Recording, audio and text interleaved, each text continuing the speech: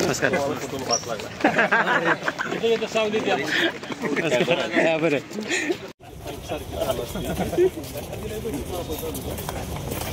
काहीतरी माझ्यावर अन्याय सुरू असतील मध्ये फायटिंग कोणावर होती आलो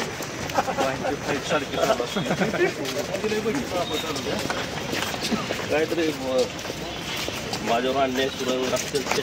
अजित पवार विरुद्ध लक्ष्मण हाके असा वाद सुरू आहे. सातत्यानं लक्ष्मण हाके आरोप करतायत की अजित पवारांनी ओबीसींचे असतील किंवा इतर महामंडळ असतील यांचा निधी रोखलाय आणि सातत्यानं ओबीसींवर अन्याय केला जातो. माननीय प्राध्यापक लक्ष्मण हाके सर ज्या गोष्टी बोलत आहेत त्याच्यावरती माननीय अजित पवारांनी तात्काळ बैठक घेतली पाहिजे आणि ओबीसीच्या सर्व नेत्यांना बोलवलं पाहिजे आणि त्या बैठकीला माननीय मुख्यमंत्री देवाभाऊ त्या बैठकीला उपस्थित पाहिजेत. सगळ्या प्रश्नांचे उत्तर तिथं मिळतील.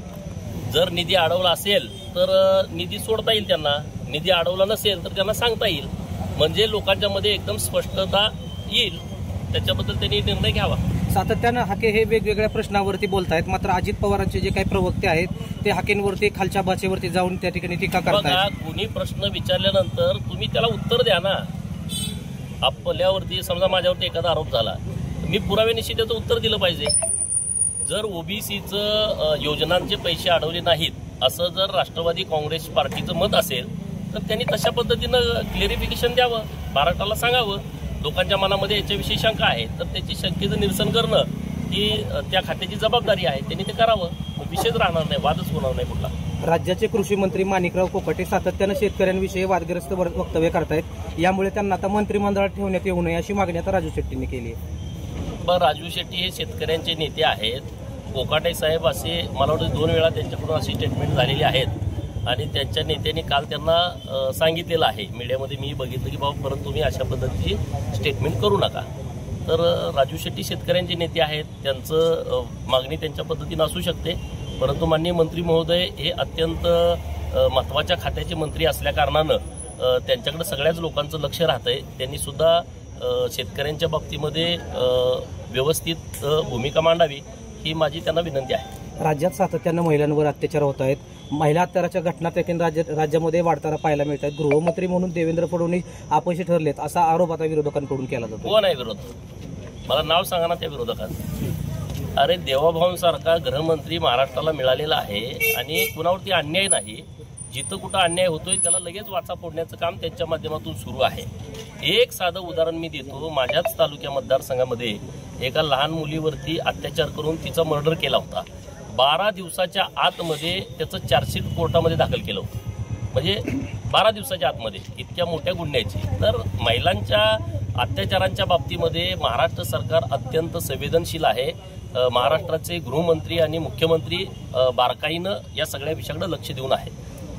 गेल्या अनेक दिवसांपासून संतोष देशमुखांचं जे हत्या प्रकरण यातला एक आरोपी अद्याप फरार आहे. गृहमंत्री म्हणून देवेंद्र फडणवीस यामध्ये अपयशी ठरले असं वाटतंय तुम्हाला? अरे बघा, बाकीचे सगळे आरोपी त्यामध्ये अरेस्ट केलेले आहेत बऱ्यापैकी. आणि संतोष देशमुख सरपंचाच्या घरच्या लोकांचं स्टेटमेंट तुम्ही बघा की सरकारनं आम्हाला योग्य पद्धतीनं न्याय दिलेला आहे, या सगळ्या घटकांच्या वरती कारवाई केलेली आहे असं त्यांचं स्टेटमेंट आहे. त्यामुळे एखादा आरोपी आता सापडला नसेल तर पोलीस त्याबद्दल अत्यंत काळजीपूर्वक त्या आरोपीला अटक करण्याच्या दृष्टिकोनानं प्रयत्नशील असतील. नक्की त्याला पण अटक केली जाईल. आज बारामतीला आलाय, काय नेमकं प्रयोजन, कुठल्या केसच्या संदर्भात तुम्ही?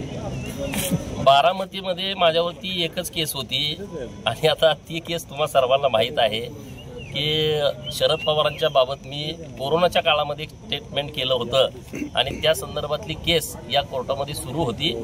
मेहरबान कोर्टाने मला त्या केसमधून निर्दोष मुक्तता दिलेली आहे. राज्यात धनगर आरक्षणाचा मुद्दा कुठेतरी मागे पडतोय का? कारण देवेंद्र फडणवीस बारामतीमध्ये आले होते. बारामतीमध्ये येऊन पहिल्याच कॅबिनेटमध्ये भाजप सत्तेत आल्यानंतर धनगर समाजाला आरक्षण त्या ठिकाणी दिलं जाईल असं आश्वासन त्यांच्याकडून देण्यात आलं होतं. मात्र अद्यापही तो मुद्दा प्रलंबित आहे, धनगर समाजाला आरक्षण दिलं जात नाही. बघा, हा विषय बारामतीच्या आंदोलनाच्या नंतर परत एक दुसरं आंदोलन महाराष्ट्रामध्ये उभं राहिलं होतं 2018 आणि 2019च्या मार्चपर्यंत.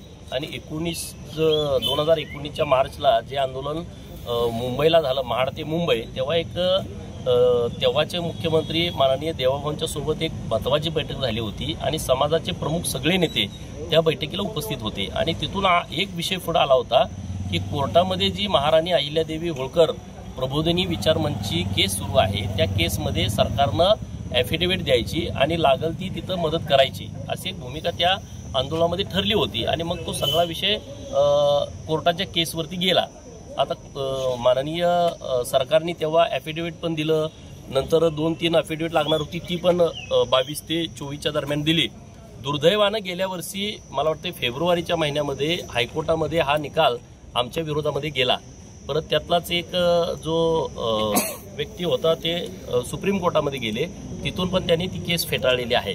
आता कशा पद्धतीनं पुढं जायचं ह्याच्यावरती एक बैठक घेऊन सविस्तरपणे चर्चा करून आम्ही त्या विषयामध्ये सगळेच पुढं जातोय.